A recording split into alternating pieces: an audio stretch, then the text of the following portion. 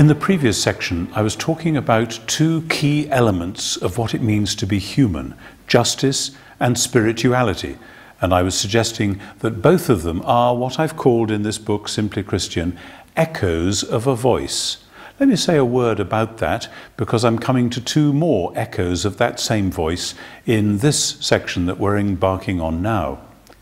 Imagine that I'm standing here in this hallway and I hear in the distance somebody calling. I'm not even sure they're calling me. I'm not even sure who it is that's calling, but it's a voice that I seem to vaguely recognize and that I want to find out more about. I then hear another voice from another angle, and I think, hey, that's interesting. I'd like to see if that one's calling me as well, and so on. Now, my argument in this book is that our passion for justice and our thirst for spirituality are like echoes of a voice from somewhere just round the corner, just out of sight. We're not sure to begin with whose voice it is, or even whether it's really us they're calling, but we think, yes, I need to listen to this. This is something I need to pay attention to.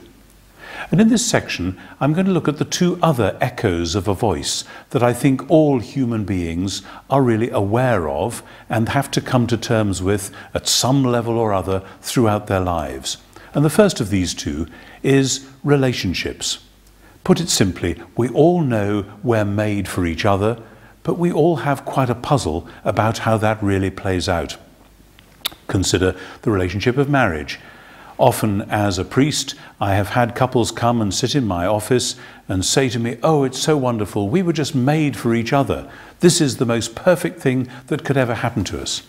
And one knows, of course, that that is wonderful and that that can and often does lead to a lifetime of happiness. But we also know, and if we didn't, then half the plays and the novels and the newspapers would tell us, that unless they know how to work at that relationship, pretty soon it'll end in a mess and perhaps even sadly in a divorce and in great acrimony and bitterness.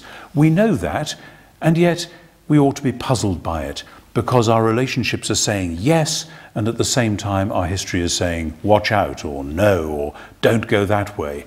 And some cynics even say, well, there's no such thing as a perfect marriage, as a perfect relationship. They all end in tears sooner or later.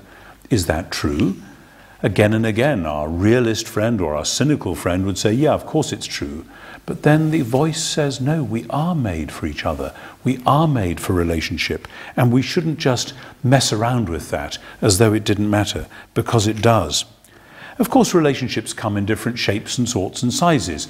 We in the Western world have notoriously become more atomized. We live in smaller units. We live in little boxes. Often people don't know who the people living next door to them actually are.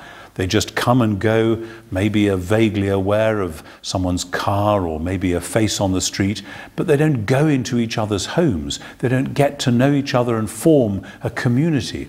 I was talking recently with some people in the part of the country where I work who were saying that since the traditional industries have disappeared from this part of the world, coal mining, steel and shipbuilding and so on, the communities that were glued together around those traditional industries have simply disintegrated.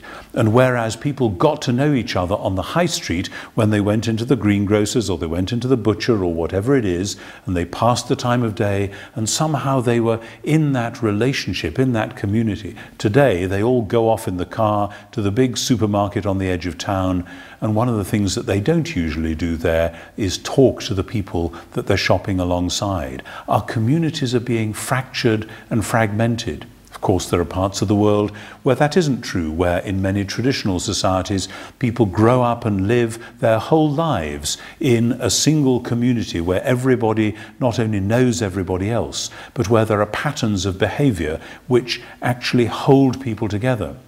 That, of course, can be damaging. We in the West rather like our freedom to move this way and that, and we see it as stultifying and diminishing to live always in one tiny little community. And sometimes communities can go badly wrong, as when an entire nation like the German people voted in Adolf Hitler and did what he said, even though some of them may have had misgivings. That strong sense of community drove them to do great evil, and that can happen in our own day tragically as well.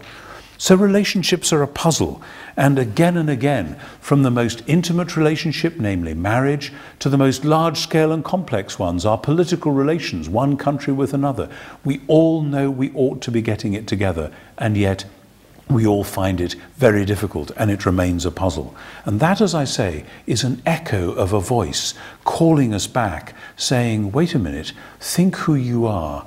And then as we listen to the voice, maybe it's also saying, think who I am.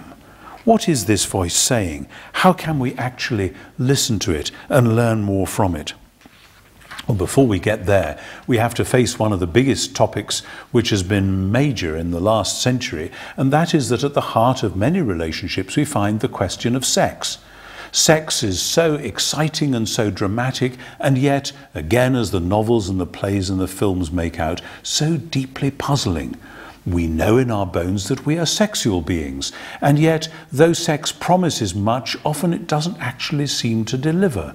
And so we have more and more literature of the how-to kind, and more aids to a happy, healthy sexuality, which actually indicate that our society is not particularly happy or healthy about sexuality at all. It's very confused. And there's another big puzzle which hovers over the whole question of relationships, and indeed over all the question of human life, and calls into question whether there really is a voice out there that's talking to us at all. This particular puzzle is, of course, the fact of death. We all know, before we're really very old at all, that there is this thing called death, and that it ends all human life, and that the best and highest and finest of human relations will one day end with one or both partners being buried and being gone and being no longer available to have that sort of relationship with. And there are people in our society who rebel against that and who try by various odd means to get in touch with people who've died and to communicate with them. And some people think they've heard messages from beyond the grave. But actually, most people, if they're wise, come to terms through the grief process with the fact that no, this relationship has ended. I can no longer talk to this person in the way that I did. They are no longer with me, no longer able to engage. And so just as the sunset ends in darkness, and I'll come back to that in a minute, so all relationships end with death, or so it seems. Of course, various religious traditions have said it's not quite that easy. There is something else going on. And indeed, as people have reflected on the other echo of a voice that I want to talk about in this section, they've often said that as we look at beauty, we discover that even though everything ends in darkness, there is a new dawn the next day. And that's an important pointer to something I believe about God, to something I believe about Jesus, to something I believe about what and who we are as human beings. But let's just note for the moment this puzzle that as with justice, which slips through our fingers, and as with spirituality, which is more complex and demanding than we might imagine, so relationships are hugely important to us, but also hugely paradoxical.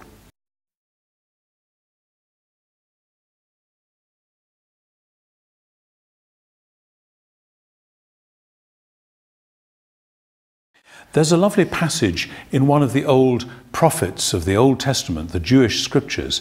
The prophet Isaiah has a vision of angels singing, "Holy, holy, holy is the Lord of hosts. The whole earth is full of his glory." And the prophet Isaiah is pretty quick to say, well, it doesn't apply to me actually, because I am a man of unclean lips and I dwell among a people of unclean lips. And now I'm in deep trouble because I've seen God face to face. But the point is this, already there is a sense of the earth being full of God's glory.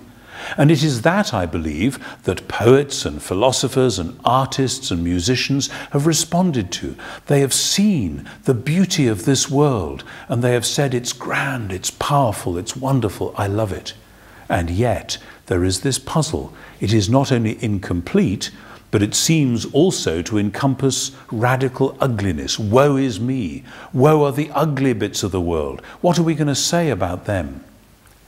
I suggest in this book, with an illustration about music, that there's a way of thinking about this which leads us on from what the prophet said at that point to a bigger and larger dream about beauty, which enables us to understand how it functions as the echo of a voice. Imagine one day in an attic in, say, Austria, a collector comes across a manuscript of music. They look at it and they take it to the piano and they play it, and it's wonderful. It reminds them of Mozart, and it actually seems to be by Mozart, and yet it seems to be incomplete. There are odd gaps. There are bits which don't quite make sense. And gradually, the people who are trying out this piece of music come to the conclusion it really is by Mozart, it really is a new piece that we hadn't heard before, but it's only one part of a larger piece. It is perhaps the piano part for a quintet or an octet, or even something grander than that.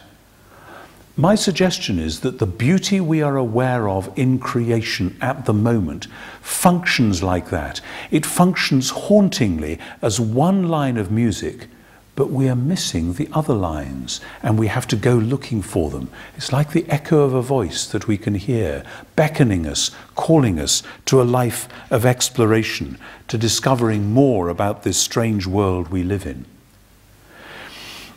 Because when we move on from Isaiah chapter 6 to Isaiah chapter 11, we find the prophet saying there that there will come a time when the whole earth shall be full of the knowledge of the Lord, as the waters cover the sea. That's an odd phrase. How do the waters cover the sea? They are the sea.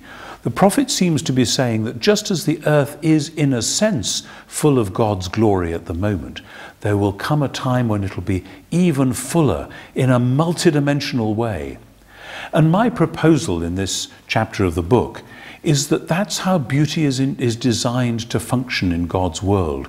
It's designed to lead the eye forward so that we see, we glimpse, we imagine, we hope for, we try to capture in art and poetry and music the idea that the present world is just one line of music, and that there are other lines waiting to be revealed in the purposes of the God who made this world in the first place. Of course, there are many places and many people and many times when people have been really bothered about the idea of beauty. Is it all just in the eye of the beholder? I think this is beautiful, you think that's beautiful. I think this person has a really beautiful face. You say, no, that does nothing for me. I think that person is really beautiful. And we can disagree quite radically, and different cultures have done that. But the fact of beauty is inescapable. The fact is that all human beings are aware that there are some things which carry that strange, evocative, beckoning, calling quality. And if you believe in a creator God who made the world and made it good and beautiful, then you can make sense of that. Because human life is multi-layered. Human life has so much going for it. It's not just a simple matter of going to work, earning money, maybe raising a family, and then after a few years dying and thinking, well, what was all that about? We humans are much more complex, much more interesting actually than that. We fall in love. We tell stories. We make worlds, whether it's a home that we make, a room that we decorate, or whether it's a business or a church or something much larger that we work at. We are creators. We are procreators. We believe things and we act on those beliefs. We do rituals about how we organize our lives. We humans are wonderfully complex characters. And as we reflect on what it means to be truly human, so if we have any imagination at all, we are bound to ask, is this all there is? Or are the puzzles and paradoxes of justice and spirituality and relationships and beauty actually signs that there is something more?